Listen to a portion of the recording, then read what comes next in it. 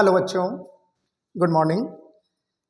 देखिए, आज हम लोग एक टॉपिक का डिस्कशन करने वाले हैं और उस टॉपिक का नाम है स्ट्रक्चर ऑफ डीएनए। ठीक है ना? जैसा कि आप बोर्ड पर देख रहे हैं, उस टॉपिक का नाम है स्ट्रक्चर ऑफ डीएनए। सो हम लोग स्टार्ट करेंगे आज स्ट्रक्चर ऑफ डीएनए। देखिए, स्ट्रक्चर ऑफ डीएनए से जो सवाल होते हैं वो कोई ऐसा एग्ज़ाम नहीं होता है जहाँ पर कि ये नहीं पूछे जाते हैं। चाहे वो एग्ज़ाम आपका जनरल कंपटीशन का हो, नीट का हो, बोर्ड का हो, हर जगह पर आपको क्या मिलने वाले हैं, स्ट्रक्चर ऑफ डीएनए से अलग अलग तरीके के सवाल जो है वो आपको मिलेंगे। जनरल कंपटीशन में भी लगातार ऐसे सवाल पूछे जा रहे हैं ना। इसके अलावा TRE 4 इसमें भी स्ट्रक्चर ऑफ डीएनए जो है खास करके पीजीटी के लिए, ठीक है, बड़ा इंपॉर्टेंट है ना। जिन्होंने जूलॉजी या बॉटनी रखनी है या जिन्होंने जूलॉजी या बॉटनी रखी हुई है, उनके लिए TRE 4 में स्ट्रक्चर ऑफ डीएनए जो है वो बड़े इंपॉर्टेंट है।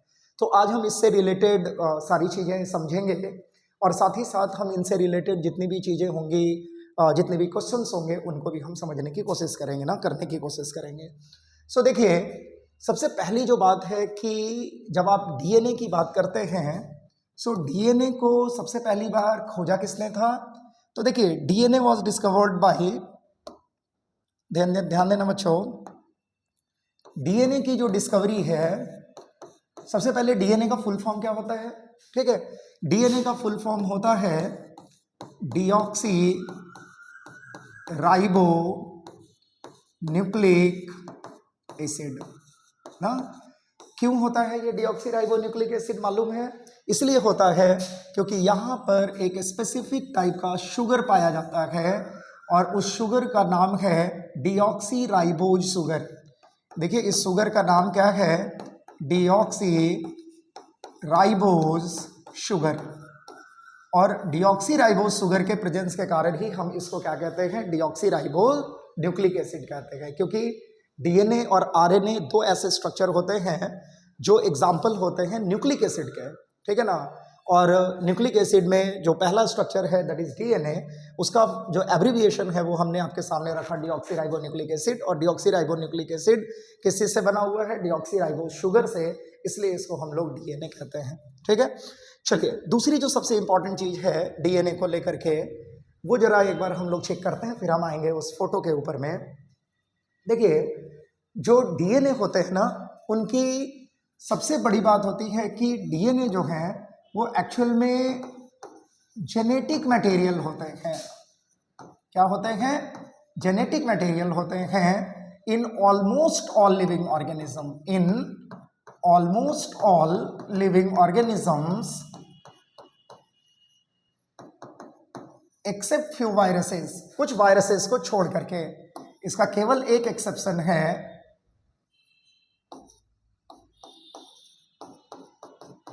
वायरस। कुछ ऐसे वायरसेस होते हैं जिनमें कि डीएनए जेनेटिक मटेरियल ना होकर के क्या होता है? आरएनए जेनेटिक मटेरियल होता है ना। तो ये बात एकदम से क्लियर रखेंगे अपने लाइफ में। अब देखिए, अब यहाँ पर जो सबसे बड़ी बात होती है कि अगर आप डीएनए के स्ट्रक्चर की बात करें तो उससे पहले आपको ये पता करना होगा कि डीएनए की खोज किसने करी है ना। तो देखिए, डीएनए की खोज जो होती है, डीएनए की खोज जो है, यानी डीएनए की जो डिस्कवरी है, इसके लिए एक्चुअल में दो साइंटिस्ट का नाम जो है वो सबसे पहले जुड़ता है। हालांकि इसकी शुरुआत में 1869 में हो जाती है। ठीक है, देखिए, डीएनए की एक्चुअल शुरुआत जो है ना वो 1869 की है। ये भी जान लीजिए 1869 की है, जब एक साइंटिस्ट थे जिनका नाम था फ्रेडरिक मिनिस्टर।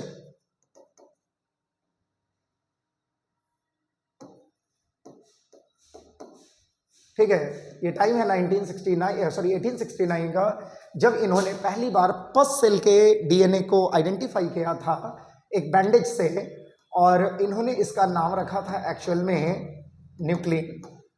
ठीक है, यहां से इसकी शुरुआत होती है। हालांकि इसके बाद सीधे सीधे हम बात करते हैं 1952 1953 की, जब दो साइंटिस्ट थे, एक का नाम था वॉटसन, जेम्स वॉटसन, पूरा नाम था क्या? जेम्स वॉटसन, और दूसरे का नाम था फ्रांसिस क्रिक।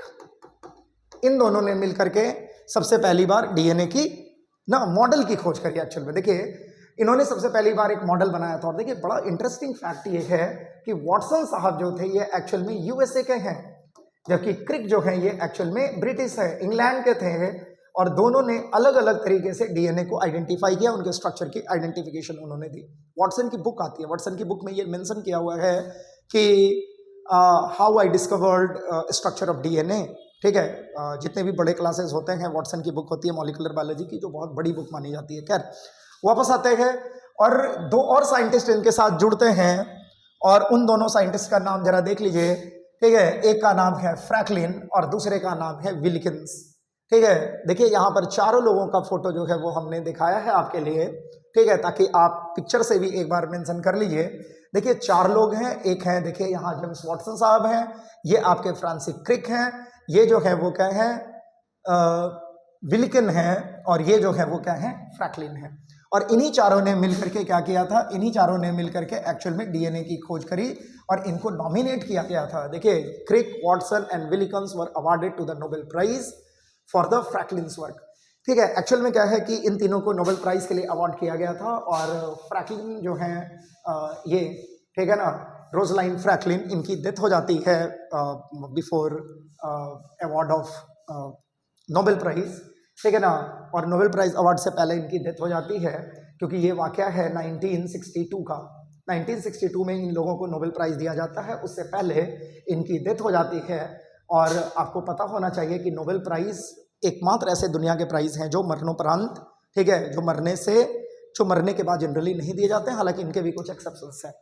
तो एक्चुअल में देखिए, एक्चुअल में क्या होता है कि जेम्स वॉटसन साहब ने, ध्यान दीजिएगा, एक्चुअल में क्या होता है कि जेम्स वॉटसन और फ्रांसिस क्रिक ने क्या किया था, सबसे पहले मॉडल बनाया था।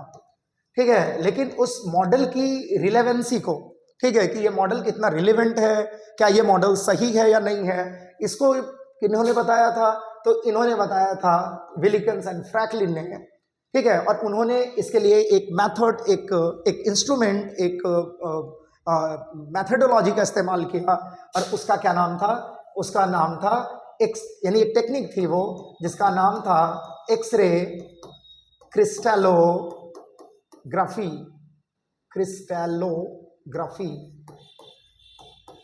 सो इन्होंने इस टेक्निक का इस्तेमाल करके ये आइडेंटिफाई किया कि वॉटसन एंड क्रिक ने जो मॉडल दिया था, ठीक है, it was the relevant model, वो एग्जैक्ट सिमिलर मॉडल जो है वो बनाया गया है।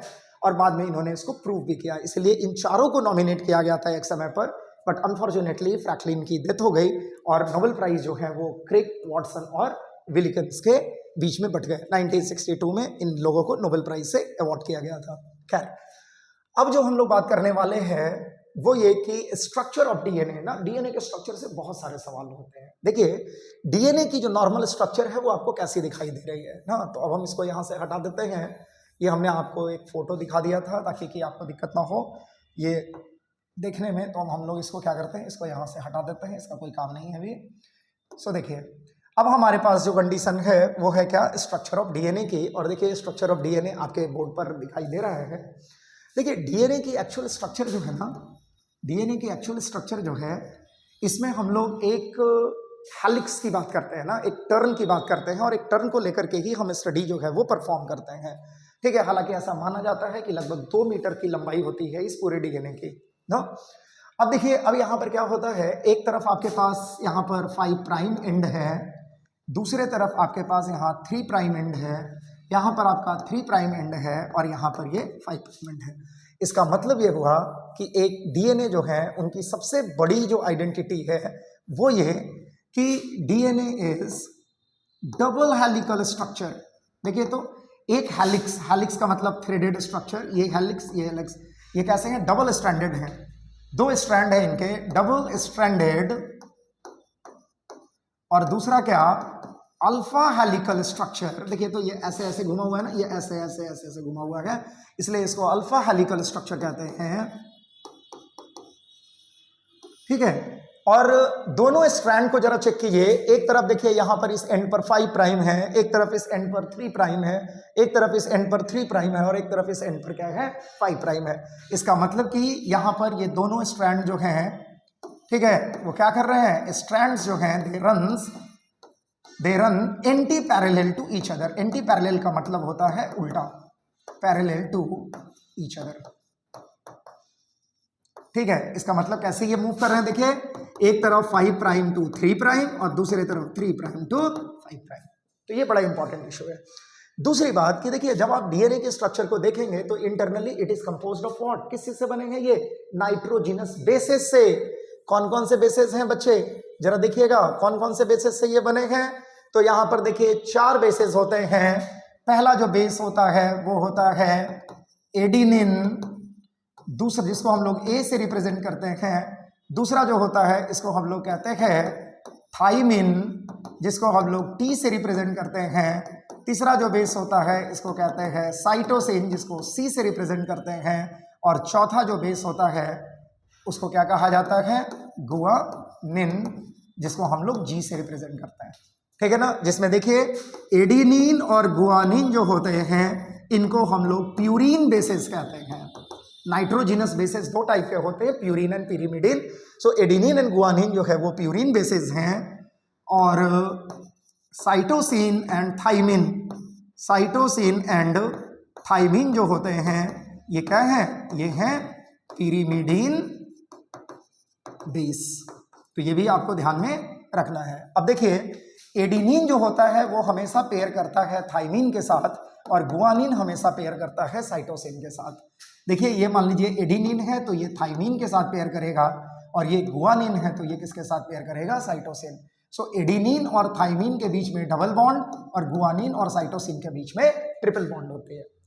देखिए ये जो डबल और ट्रिपल बॉन्ड है इसका नेचर कैसा होता है बच्चों, याद रखिएगा बहुत इंपॉर्टेंट है। इसका नेचर होता है कि it is a type of hydrogen bond, एक तरीके का कोवेलेंट बॉन्ड है। ठीक है, और उस कोवेलेंट बॉन्ड में किसका एग्जांपल है, ये हाइड्रोजन बॉन्ड का एक स्पेसिफिक कोवेलेंट बॉन्ड है जिसको हम हाइड्रोजन बॉन्ड कहते हैं। चलिए इसके बाद जो हम आपको बता रहे हैं जरा इसको देखिएगा, ध्यान से देखिएगा जरा सा। ये देखिए यहां पर आप देख रहे हैं ना, ये वाला देख रहे हैं ना, ये स्ट्रैंड ऑफ द डीएनए है। ये क्या है आपका, स्ट्रैंड ऑफ द डीएनए। सो अगर हम बात करते हैं स्ट्रैंड ऑफ डीएनए, देखिए स्ट्रैंड ऑफ डीएनए का मतलब होता है it is the backbone of DNA. क्या है ये, डीएनए का बैकबोन है, रीढ़ है, रीढ़ की हड्डी ना। और ये जो रीढ़ है ये किस चीज से बना है, ये बना है alternate sugar and phosphate group से। इसका मतलब ये हुआ कि यहां पर क्या है, फॉस्फेट, फिर क्या है sugar, phosphate, sugar, phosphate, sugar, इस तरीके से ये जो है वो अल्टरनेट फॉर्म में लगे हुए हैं। इसका मतलब आप ये कहना चाह रहे हैं कि डीएनए के पास जो बैकबोन होता है उसमें क्या प्रेजेंट होते हैं, शुगर एंड फॉस्फेट। ठीक है ना, और इनके बीच में जो बॉन्ड होती है शुगर और फॉस्फेट के बीच की बॉन्ड, याद रखेंगे बॉन्ड का नाम क्या कहते हैं इसको, इसको कहते हैं फॉस्फोडाइस्टर बॉन्ड। क्या कहते हैं बच्चों, फॉस्फोडाइस्टर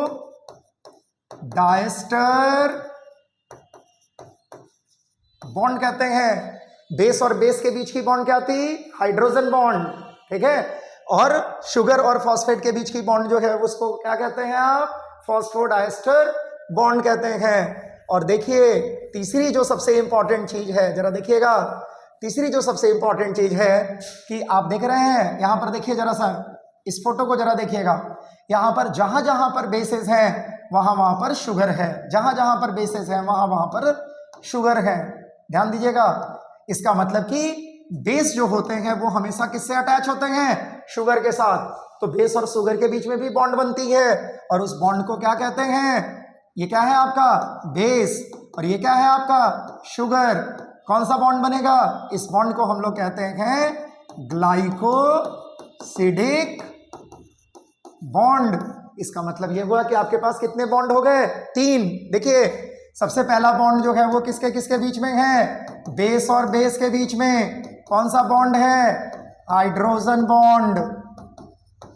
दूसरा जो बॉन्ड है वो क्या है, बेस और शुगर के बीच का बॉन्ड। कौन सा बॉन्ड है, ग्लाइकोसिडिक बॉन्ड। और तीसरा क्या है, तीसरा जो बॉन्ड है वो क्या है, शुगर और फॉस्फेट के बीच का बॉन्ड, और ये बॉन्ड क्या है, इसको हम लोग कहते हैं फॉस्फोडाइस्टर बॉन्ड। तो ये बॉन्ड ना भूलना, बहुत इंपॉर्टेंट है भाई एग्जाम के लिए। कौन एग्जाम दे लीजिए, सब में ये उतना ही इंपॉर्टेंट है, समझ रहे ना। चलिए अब देखिए, अब यहां पर हम आपको एक चीज बता रहे हैं कि डीएनए की एक हेलिक्स जो होती है, डीएनए की एक हेलिक्स जो होती है, उसमें बेसेस के बीच की डिस्टेंस जो है, दो बेसेस के बीच की डिस्टेंस जो होती है वो होती है 3.4 एंगस्ट्रम। देखिए 1 एंगस्ट्रम बराबर होता है 10 टू द पावर -10 मीटर। अच्छा, इसको हम लोग नैनोमीटर में भी लिख सकते हैं। तो अगर आप इसको नैनोमीटर में लिखेंगे तो ये कितना हो जाएगा, 0.34 नैनोमीटर।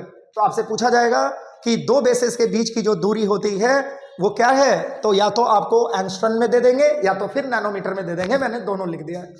दूसरा देखिए, तो यहां पर दो डीएनए के बीच का जो हेलिक्स है, दो डीएनए का जो स्ट्रैंड है, इसके बीच की दूरी क्या होती है, ये होती है एक्चुअल में 20 एंगस्ट्रम की, 20 एंगस्ट्रम की, जिसको हम लोग क्या कहते हैं बच्चों, इसको हम लोग कहते हैं डायामीटर ऑफ डीएनए। तो टोटल डीएनए की डायमीटर कितनी होती है, 20 एंगस्ट्रम या 0.20 नैनोमीटर। तीसरा देखिए, टोटल नंबर ऑफ बेसेस जो है, टोटल नंबर ऑफ बेसेस एक टर्न में कितने होते हैं नियम से, 10। यहां से यहां तक टोटल नंबर ऑफ बेसेस कितने होते हैं, 10।